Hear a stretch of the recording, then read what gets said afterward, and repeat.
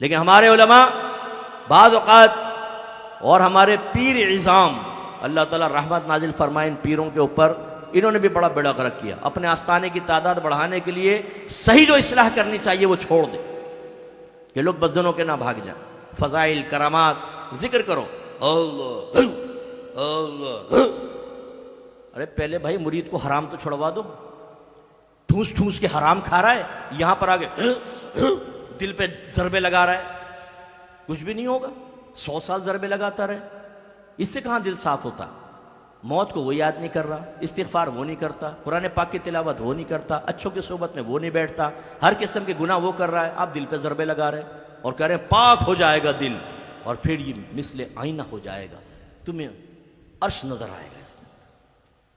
اب وہ کان میں پوچھے حضور آپ کو کتنی مرتبہ نظر آیا، کیسا تھا عرش؟ حضرت نے خود نہیں کبھی دیکھا. چارپائی کا تصور کر لیتے ہیں ہمیشہ ذہن میں اور کہتے ہیں عرش دیکھ لیا ہم نے.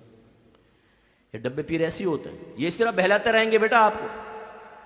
آپ آوارہ گردیاں کریں، ہر طرح کا غلط کام کریں، پھر آ کے 1 لاکھ کا چیک دے پیر صاحب کو اور کہے کہ حضور کچھ باطنی حالت خراب ہے، پتہ نہیں میرے آخرت میں کیا ہوگا. چیک لے کے جیب میں رکھیں گے. بیٹا تو فکر کیوں کرتا، فقیر ہے نا.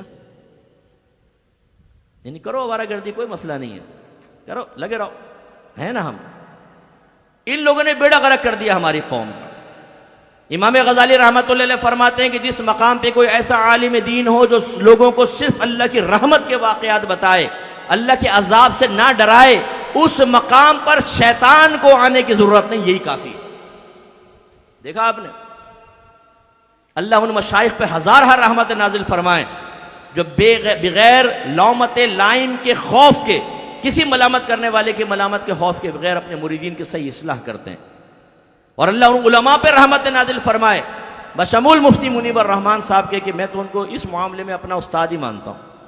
حالانکہ میں نے کتاب ان سے کوئی نہیں پڑھی ہے، لیکن جس ہمت اور جرأت کے ساتھ آج نہیں وہ سالوں سے لگے ہوئے ہیں اس معاشرے کی برائی کو ختم کرنے کے لیے بیانات کے ذریعے، وہ بیچارے کوشش کر رہے ہیں، کوئی نہ سنے تو نہ سنے.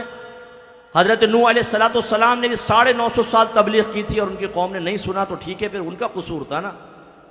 لیکن ان جیسے علماء جو قوم کے سامنے اپنے بچوں سے پیار اور محبت رکھتے ہوئے آپ کی آخرت کی فکر میں اپنے دل کو جلاتے ہیں، اللہ ان پر اپنی رحمت نازل فرمائے. تو دوسرا ہمارا جو بڑا مسئلہ ہوا، ایک سرپرست گئے، دوسرا یہ نعت خوانوں نے بیڑا غرق کیا، تیسرا ہمارے طبقہ علماء نے کیا کہ ان کے بیانات اس طرح کے نہ رہے کہ کرنٹ ایشوز کے اوپر کلام ہوتا، بچے چیلنجز کا سامنا کرنے کے لیے تیار ہوتے، علم دین کی طرف مائل ہوتے. جو آج سوشل میڈیا پر ہمارے مذہب اہل سنت پر حملے ہو رہے ہیں ان کے جواب دینے کی صلاحیت رکھتے، کم از کم اپنا مذہب اور مسلک تو کسی کے سامنے بیان کر سکتے. نہیں، جمعے کے بیان میں آئے تو وہی یہاں سے پکڑا وہاں سے پکڑا، ٹائم پورا کیا، غائب. کوئی سیکھنے کو نہیں ملتا. 20 سال لوگ اماموں کے سامنے بیٹھے رہتے ہیں، خطبہ حضرات کے، ایک چیز سیکھنے کو نہیں ملتی.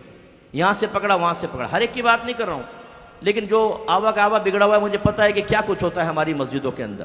اسی لیے ہمارے بچے شروع میں مسجدوں میں آتے ہی نہیں ہیں، یہ آخری ٹائم میں پہنچتے ہیں. بالکل جب کھڑ کھڑ کھڑ کی آوازیں سنتے ہیں نا گھر میں کہ اب مائک خطبے کے لیے لگایا جا رہا ہے، تو یہ بھاگ بھاگ کے جمعے میں پہنچ جاتے ہیں، اور اسی لیے سب سے پہلے یہ راہ فرار اختیار کرتے ہیں.